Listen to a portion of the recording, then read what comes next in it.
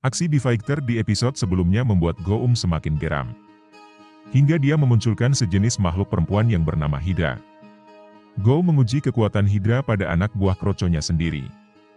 Hydra memiliki kekuatan api dan jaring serta armor berbentuk laba-laba merah. Kemungkinan Hydra berasal dari dimensi yang sama dengan Jera karena memiliki kalung yang sama. Go-Um memerintahkannya untuk menangkap petapa guru untuk menghisap semua energi serangga yang ada di bumi. Jika Hydra berhasil, Go-Um akan memberikan kenaikan pangkat komandan pasukan sebagai gantinya Jera. Berpindah ke Jera yang sedang bersama Black Beat, di mana luka Black Beat yang terkena pulsa kembali kambuh. Jera hanya bisa menyemangatinya untuk menemukan Saint Papilia agar bisa mengobati lukanya. Sementara Hydra sudah berada di bumi dan memikirkan sebuah rencana untuk memancing pertapa guru datang. Dia membakar hutan di mana ada ribuan serangga yang sedang berhibernasi di dalamnya. Musibah itu dirasakan oleh pertapa guru dan mendatangi lokasi kejadian. Kabar itu juga langsung sampai ke Mang Odik dan B-Fighter. Hydra yang berhasil memancing pertapa guru pun langsung membungkusnya dengan jaring laba-labanya. Tepat waktu B-Fighter datang dan terjadilah pertempuran di antara mereka. Dengan skill yang hanya membungkus, tentu ini bukan tandingan B-Fighter sehingga dapat mendesak Hydra. Akhirnya Hydra menggunakan cara licik dengan menyandra pertapa guru dan pergi meninggalkan mereka. Di sisi lain, Jera merasakan kehadiran Hydra di planet bumi. Dia curiga Go-Um akan berbuat sesuatu. Jadi dia pun pamit sebentar kepada Black Beat. Sementara Hydra berhasil membawa guru ke hadapan Go-Um. Go-Um bangga dengan kinerja Hydra dan memberikan pangkat sebagai komandan pasukan yang dibuktikan dengan sebuah lencana yang sama dengan milik Jera. Go-Um yang mendapatkan pertapa guru itu pun langsung mencuci otaknya agar menggunakan seluruh serangga di bumi untuk berkorban demi Jamal Hall yang ia buat. Di sisi lain, Hydra didatangi oleh Jera. Kedatangan Jera bukan untuk bertempur. Dia hanya mengingatkan kalau Go-Um adalah orang yang sangat licik, bahkan lencana pangkat yang ada di tangan Hydra itu adalah sebuah bom yang akan dia ledakan setelah Hydra sudah tidak diperlukan lagi. Namun Hydra tidak percaya hal itu karena menganggap Jera telah berkhianat dari Go-Um. Hydra pun menyerang dan membungkusnya. Namun dengan cepat Black Beat datang dan bertempur dengan Hydra. Namun saat pertempuran, lukanya kembali kambuh dan ia pun tumbang. Dengan begitu Hydra dapat dengan mudah menyerangnya habis-habisan. Rasa sakit Black Beat itu terhubung dengan Takuya. Takuya yang merintih kesakitan, merasakan kalau Black Beat dekat dengan lokasinya sekarang. Takuya yang sedang kesakitan itu pun digotong oleh Katagiri dan Mai. Sehingga mereka menemukan Black Beat dan Jera yang sedang dihajar habis-habisan oleh Hydra. Para B-Fighter pun berubah ke wujud super dan bertempur dengan Hydra. Sementara Go-Um yang sudah mendapatkan apa yang ia inginkan, mengaktifkan peledak yang ada di lengan Hydra sehingga Hydra pun terkalahkan. Di sisa-sisa tenaganya, Hydra pun menyesal tidak mendengarkan Jera. Dia pun menginformasikan kepada B-Fighter lokasi Go-Um dan pertapa guru. Hydra juga mengatakan kalau mereka harus cepat mengalahkan Go-Um karena ia akan memanfaatkan kekuatan serangga bumi untuk membuka Jamal Hall-nya. B-Fighter pun bergegas ke tempat yang dimaksud. Sementara Jera dan Black Beat pun mundur. Dengan kekuatan penyembuhnya, Takuya berhasil menghilangkan proses hipnotis yang dilakukan Go-Um kepada pertapa guru. Guru pun memerintahkan kepada serangga untuk tidak lagi mengorbankan diri mereka dengan memasuki Jamal Hall lagi. Takuya yang murka akan hal itu berubah ke wujud Super Blue Beat dan menyerang Go-Um. Namun Go-Um bukan antagonis biasa. Go-Um tak bergeming sedikit pun terkena tembakan super kuat yang bahkan tembakan itu membuat Black Beat terluka. Akhirnya Go-Um pun mengatakan tujuan akhirnya dari pembentukan lubang Jamal itu, yaitu untuk menghisap bumi ke dalam lubang. Sehingga tidak akan ada lagi kehidupan di sana. Dan sudah dipastikan Saint Papilia akan muncul untuk membangun kehidupan baru. Di saat inilah Go-Um berencana akan menangkap Saint Papilia untuk mengambil kekuatan keabadian. Mengingat Saint Papilia sekarang sudah berada di bumi, jadi prediksi bumi akan ditelan lubang itu juga bisa akan menjadi realita.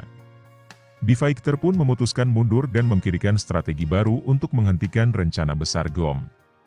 Ibarat mengalahkan sesuatu yang tak bisa dikalahkan, para pahlawan ini sudah hampir putus asa. Di sisi Jera dan Black memperlihatkan Black Beat yang semakin melemah. Jera yang teringat pengorbanan Black Beat kepadanya pun mulai ditumbuhi benih-benih cinta. Melihat kondisi Black Beat yang semakin lemah, tentu ini akan memudahkan Goum untuk memojokkan mereka. Tak ingin orang yang disayanginya diincar oleh Gom, jadi ia memutuskan untuk pergi ke markas Jamal untuk mengalahkan Gom seorang diri. Sesampainya di markas, Jera mencari keberadaan Gom. Sampailah ia di sebuah ruangan misterius. Di sana tidak ada apapun selain kegelapan yang menutupi. Namun alangkah terkejutnya ia ketika melihat sesuatu yang tidak asing dengan suaranya.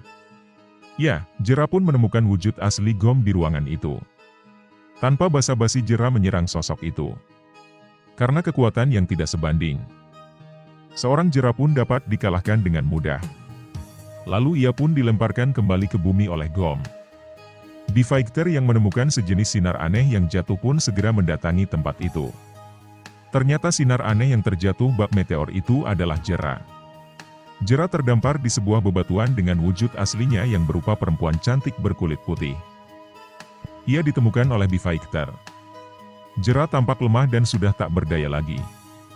Dengan sisa-sisa kesadaran, Jera menyampaikan informasi penting kepada Fighter, yaitu sosok Goum yang asli dan akses menuju markas Jamal. Dari kejauhan diperlihatkan Black Beat juga melihat wajah asli dari sang pujaan aslinya yang sudah sekarat.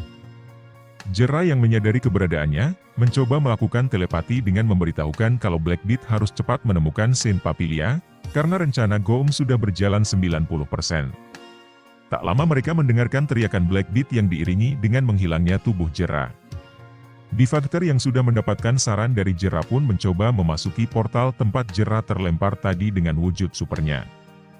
Akhirnya Takuya, Katagiri dan Mai pun sampai di markas Jamal untuk pertama kalinya. Awalnya mereka terlihat kebingungan melihat markas yang suram itu. Tak lama beberapa makhluk bermunculan seperti topinya Sorcerer Jagul, dan beberapa anak buat kroconya Goum yang berwarna merah.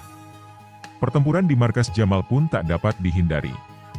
Walau semakin banyak musuh yang menyerang, mereka tetap tidak gentar dan terus menyelesaikan pertarungan sambil mencari ruangan yang dimaksud oleh Jera. Di sisi lain Black Beat berhasil menemukan keberadaan Saint Papilia dengan petunjuk bulu yang ia dapatkan. Black Beat berubah dan langsung mengurung Saint Papilia di dalam bola kecilnya. Ketika Black Beat meminta keabadian kepadanya, Saint Papilia pun mengatakan seseorang akan abadi jika dia tidak memiliki musuh.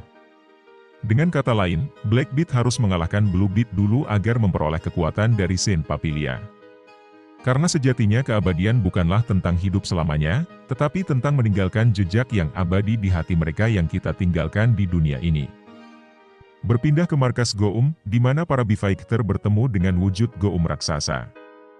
Goum pun mulai menghujani mereka dengan beberapa tembakan kecil yang membuat Fighter kewalahan.